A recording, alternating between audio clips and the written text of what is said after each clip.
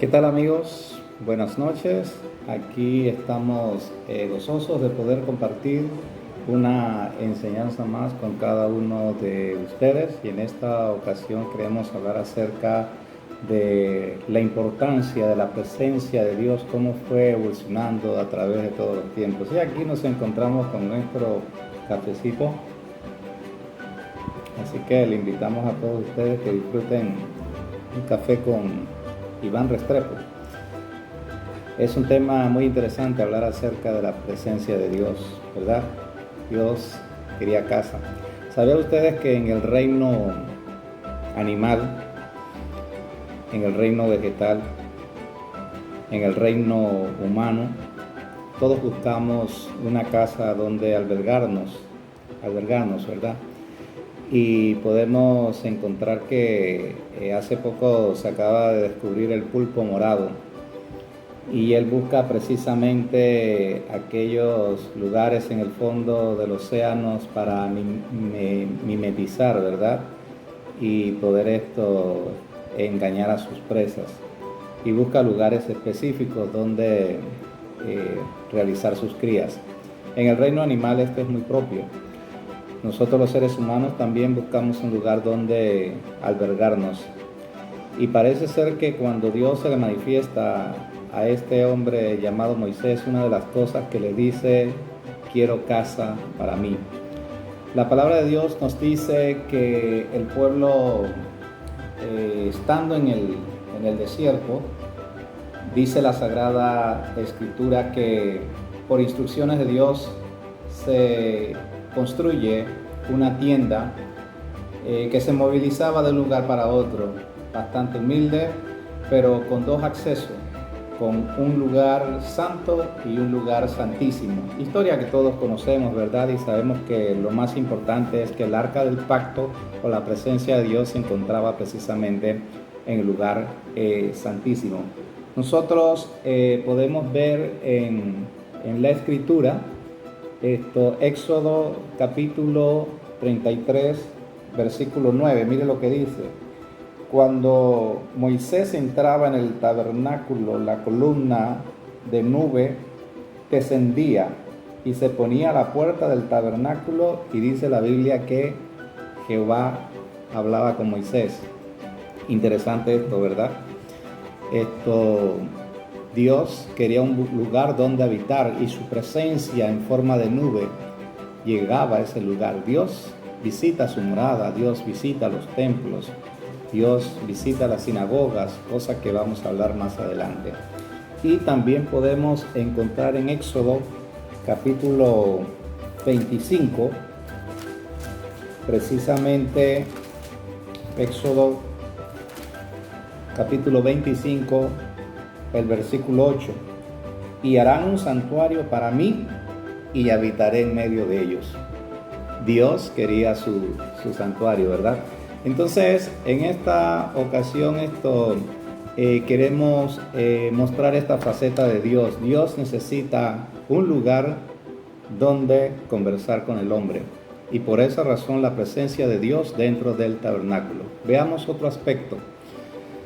¿Por qué se habla del tabernáculo de Moisés y el tabernáculo de David? Miren, el arca sufría muchos estragos con los filisteos y con otras regiones. En unas ocasiones estaba en manos de Israel y en otras ocasiones estaba en manos de los filisteos. Entonces esto acondicionó, diríamos, el corazón de David a querer encontrar una solución. Y dice la palabra de Dios que David pudo rescatar el arca en manos de los filisteos. Los que son nuevos en la fe y no tienen mucho conocimiento, este arca contenía varios objetos, entre ellos el más principal, las tablas de la ley, así que mostraban la presencia de Dios.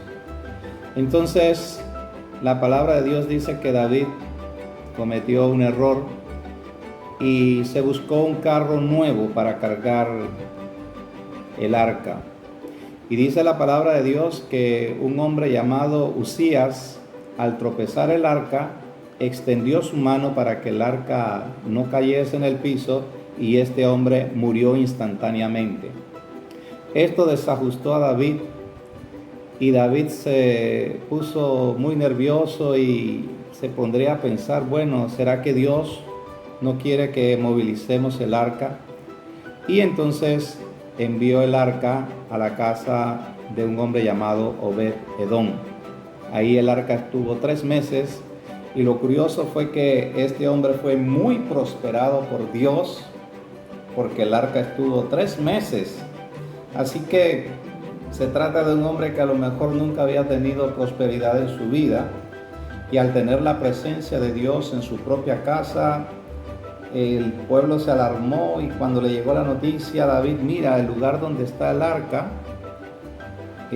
ha sido muy prosperado y el arca ha prosperado a tu siervo Obed-Edom. Entonces David entendió que el asunto estribaba en el hecho de que no era la voluntad de Dios lo que él pensaba de haber traído el arca de los filisteos a su casa, porque la trajo a su casa, a Jerusalén. Ahí en el patio la colocó la tienda. Entonces David entendió que había que seguir el patrón de Moisés. ¿Cuál era el patrón de Moisés? Un sacerdote adelante, otro atrás y 2 varas para cargar el arca, no con un carro nuevo. Esto nos da muchas enseñanzas. Querer cambiar los patrones que Dios ha establecido. Pero hay algo muy importante. ¿Se ha puesto usted a pensar en este hombre llamado Uzías? Este hombre era un hombre de Dios, pero no tuvo el conocimiento para entender que no podía tocar el arca. Por falta de conocimiento el pueblo perece. Pero lo curioso es que los enemigos que tomaban el arca morían en algunos casos.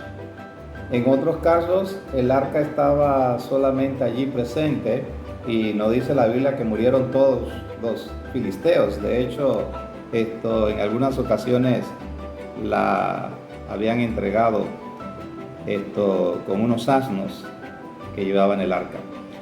Así que, ¿por qué razón ahora un solo hombre muere? Y esto nos indica que hay una responsabilidad poderosísima, y se las voy a decir después de tomar mi café.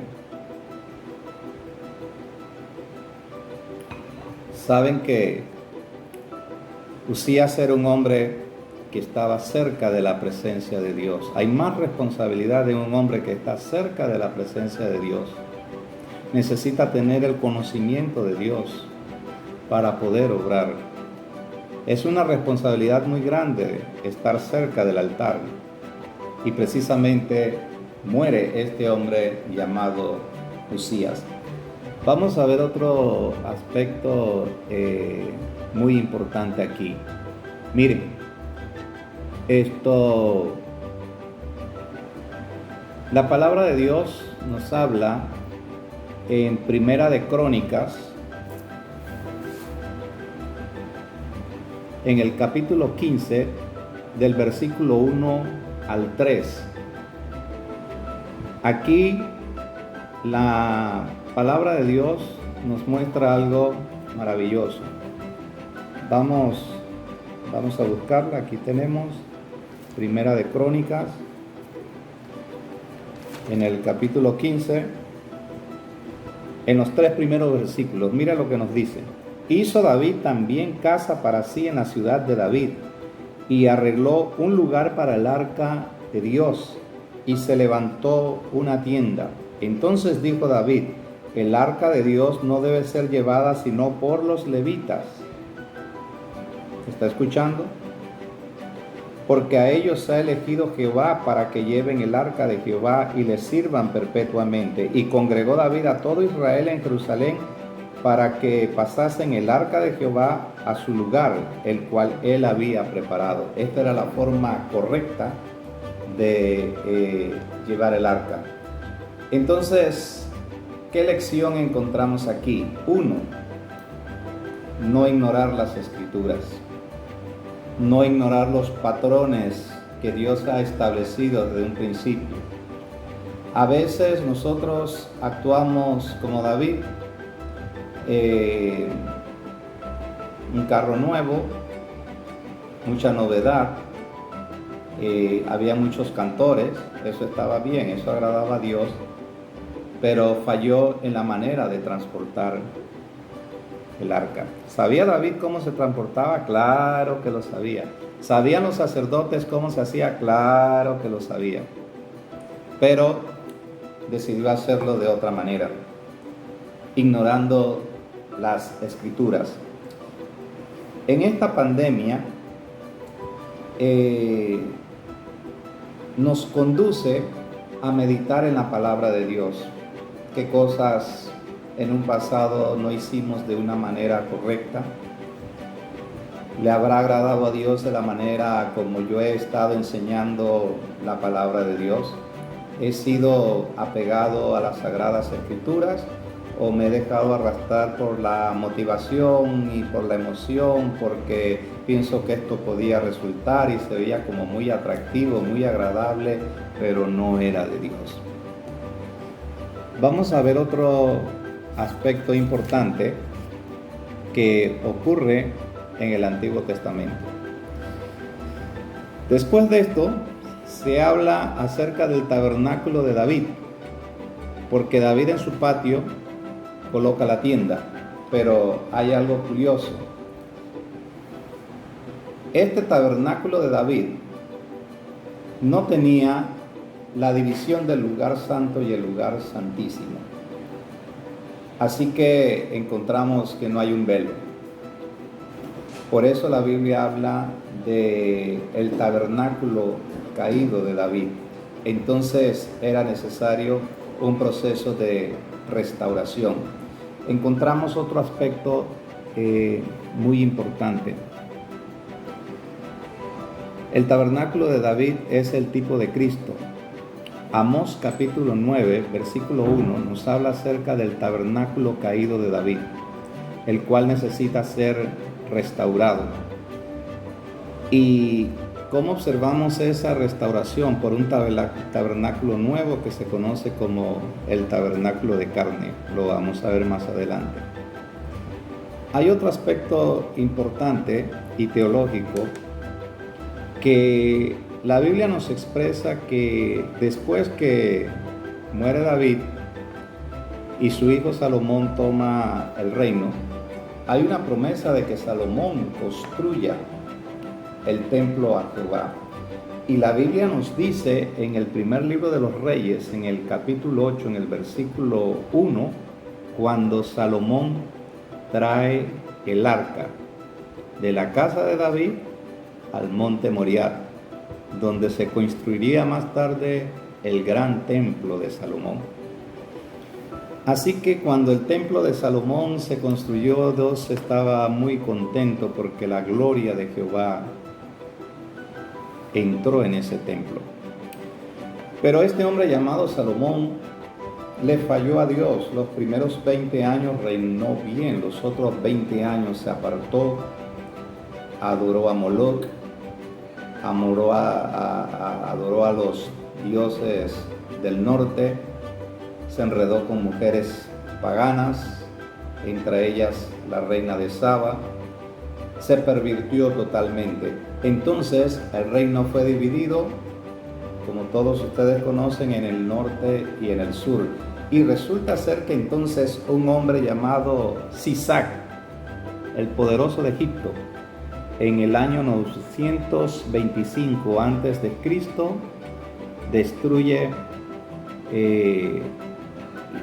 la riqueza que tenía este templo. Se llevó los escudos de oro y muchas otras cosas. Pero Nabucodonosor, en el 587 a.C., Nabucodonosor destruye ese templo que construyó Salomón. Aquí hay una enseñanza muy importante. Aquí hay un descuido de parte de Salomón como líder de la nación israelita. Esto quiere decir que el enemigo de nuestras almas toma ocasión cuando se descuida el templo.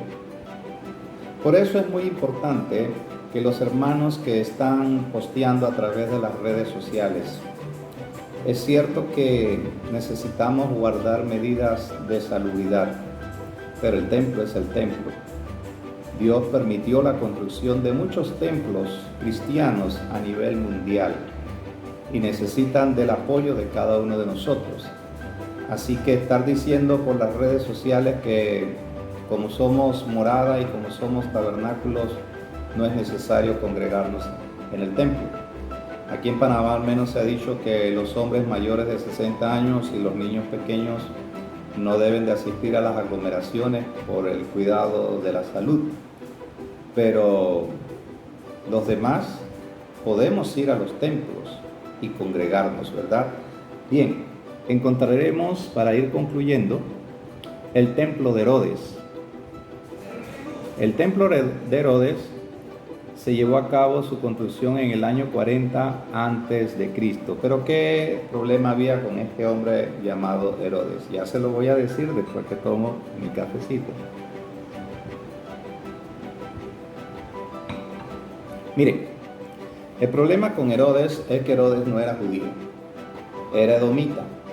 Recuerda que cuando se estaban destruyendo las tribus, Dios le dijo a Josué: deja a los de Edom tranquilos y a los de Moab déjalos tranquilos, no los toques. De allá provenía este hombre llamado Herodes.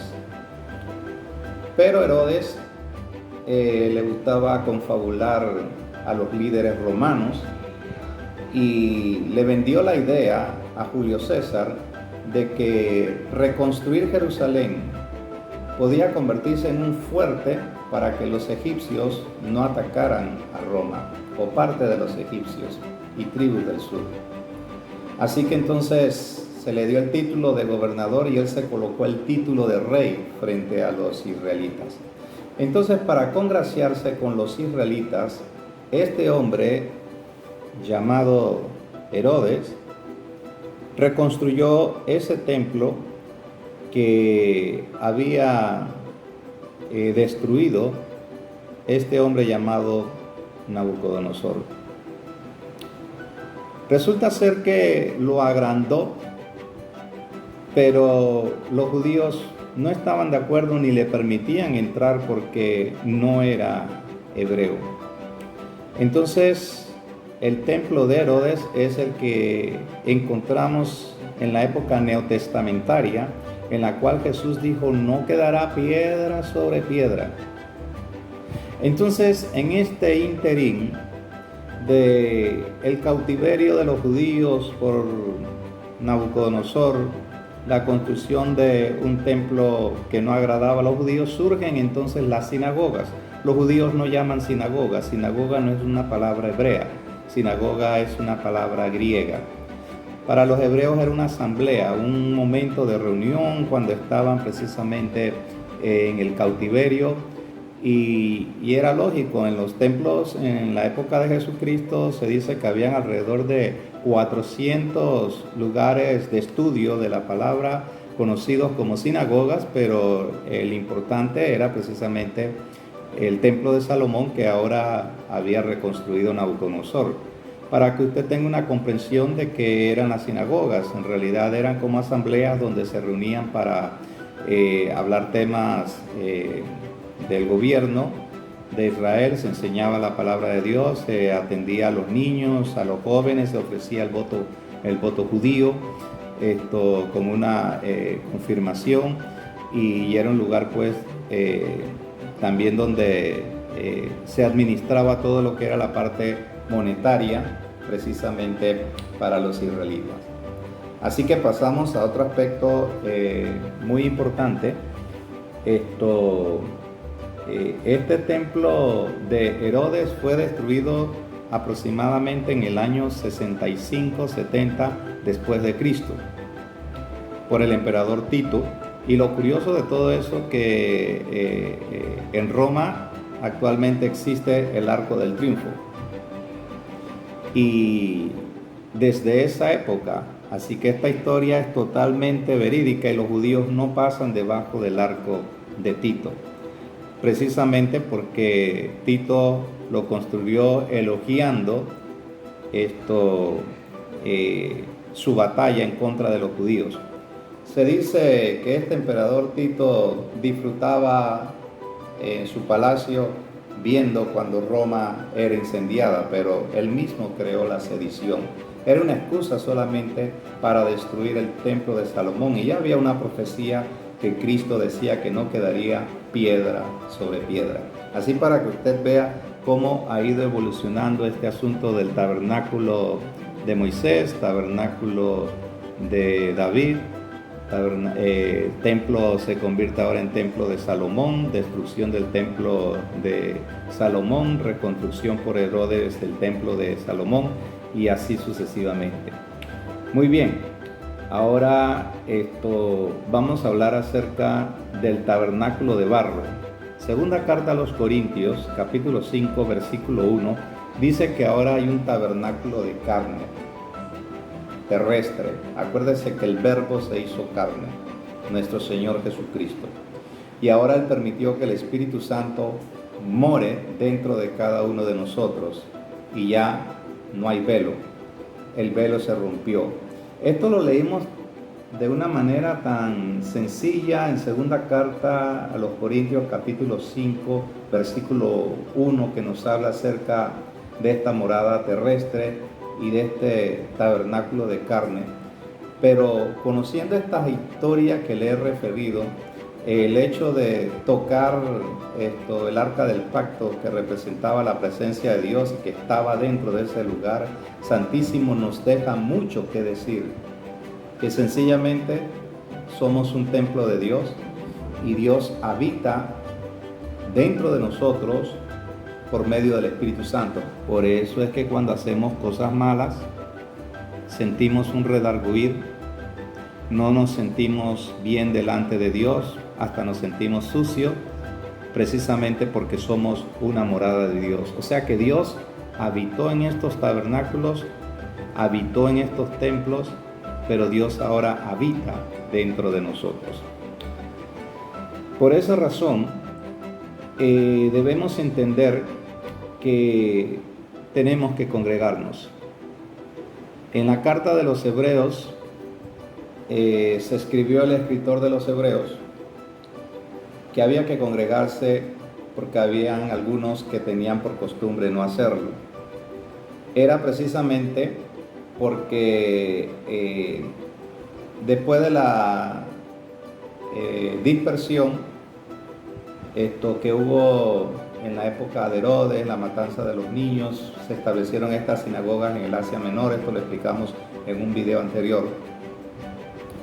Y los hebreos que estaban expatriados solamente querían congregarse los sábados y no querían asistir a las reuniones del apóstol Pablo porque eran más humildes, eran sencillas, no había iglesia todavía, no habían templos cristianos, muchas veces en casas, a la orilla de un árbol, de un río, qué sé yo.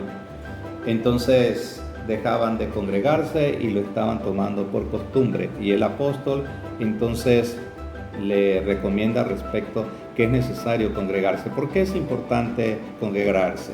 Es cierto que en esta pandemia, donde hay 2 o 3 congregados en su nombre, en una familia, en un hogar, como hemos estado últimamente, Dios está allí en medio.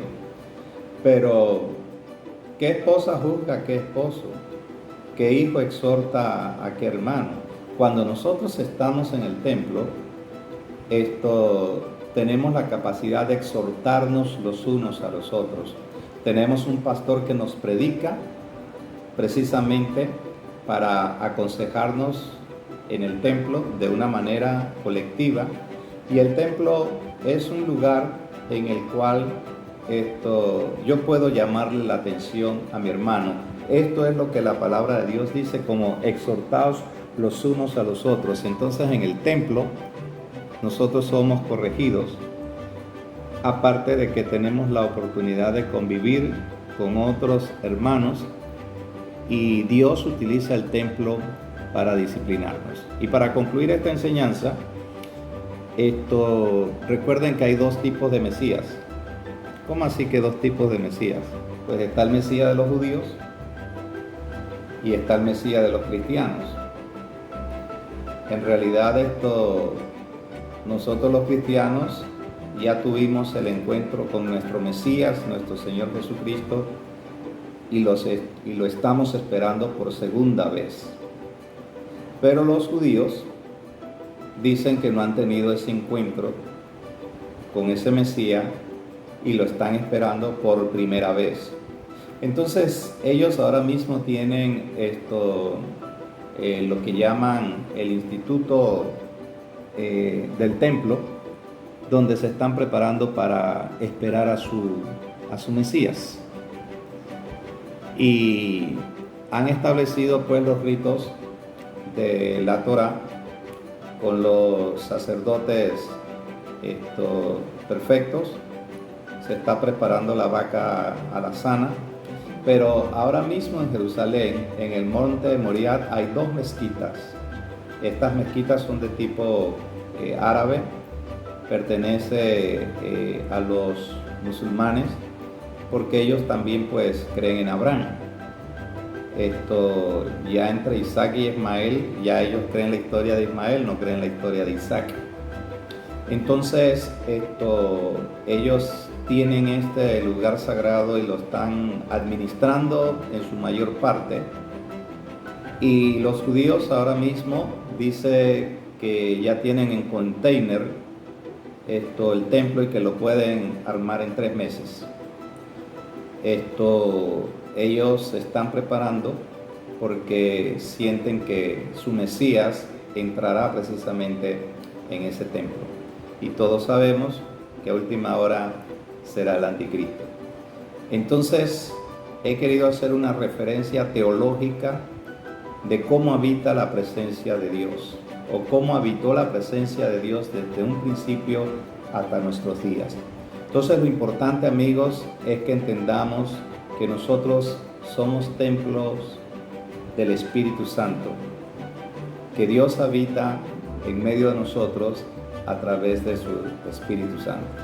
Así que deseamos pues que esta enseñanza haya sido de bendición para cada uno de ustedes y les esperamos en un próximo video. Que el Señor les bendiga.